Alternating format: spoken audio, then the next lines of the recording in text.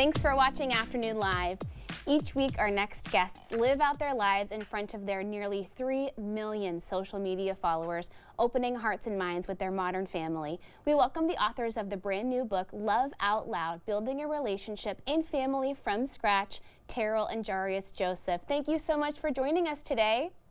Thank you for having us. I think a lot of folks will recognize you right off the bat. You've got so many people following your gorgeous family on social media. Tell me about your beautiful babies. Your family is just stunning. Thank you so much.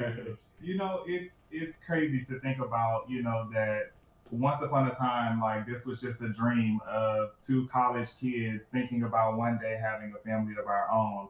And to see us now, be a family of 5 and to have 3 beautiful children, it's just incredible to even think about. God, they're just perfect. Take me back to those early days, how you guys first met. I heard an interesting story. There was a haunted house involved. What's going on here?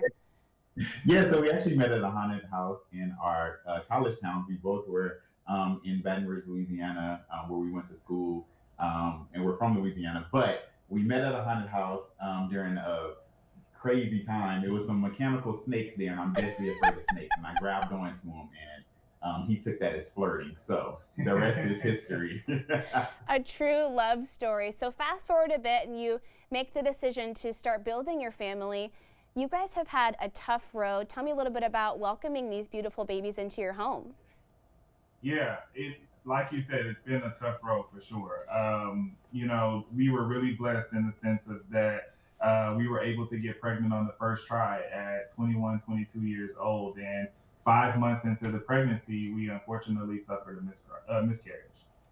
And it was really devastating to us because we had poured everything we had, into making this dream come true. Financially, emotionally, we were just, investing every single thing that we had. And to get so far along, it was just a really devastating blow for us to essentially lose everything that we were dreaming of. Yeah, and then it took us some time, and we write about it in our book, Love Out Loud, but we grieved differently, and but we knew at the end of it all that we both, still had the dream of becoming parents. And so we got back on the saddle and started trying again. And we were actually blessed with 2 little ones, our first 2, Ashton and Arya, who are not twins, by the way. They are 5 weeks apart. Wow. Not in that way, but yes. We instantly, got thrust into the fatherhood by having a son and a daughter, very close to each other. And then your youngest one came along later. And I understand all 3 of them were born pretty early. You guys, you really had to nurture these babies. Yes. Yeah. So again, just imagine being so young in your early 20s, not having a really big support system because of, beliefs and, just people not really taking our relationship seriously at the time. But essentially we're having to go through this big journey by ourselves. And then, to have a child, born at 36 weeks, but he was only 3 pounds, 11 ounces, was just crazy to us. And, but one thing I will say is that when he came into the world, I feel like it was a blessing in disguise because everything that we were, worried about and scared about all went out the window. And we immediately jumped into parent mode and just jumped right in. And then my daughter came 5 weeks later. She was a little bit bigger, but she was also 4 weeks early. She could not let him get into the world early. But she was 5 pounds, 1 ounce. And then our littlest baby, Aspen, was born 10 and a half weeks early, and she was 2 pounds, 7 ounces. So she had the biggest fight of them all. But the smallest one, but it's actually interesting. We're based in Atlanta, but Aspen was born in Oregon. So, yeah. Oh, love that. Our Oregon girly.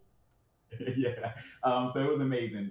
We learned a lot about Oregon. We were there for over 2 months while she was in the NICU.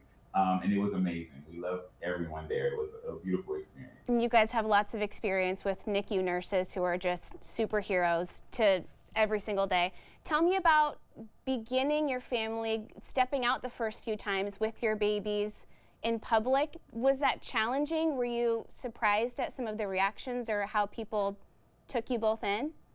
Oh yeah, for sure. I think very early on, whenever we were out, we had this running joke: we are either brothers or we're giving our wives a break whenever we were having the kids. So we always got complimented by beautiful women of saying, "I just wish my husband would give me a break like this." So it was always a funny running joke every time we went to the grocery store or any store, really. Yeah, but you know what? Crazy enough, though, it's interesting because we write about this in Love Out Loud and just how we really want people to take a second and just take a beat, with how they look at certain situations. And before, you blurt out the first thing that comes to your mind, we really want to educate people on how families can come to be and how they look differently. Some kids are raised by their grandparents.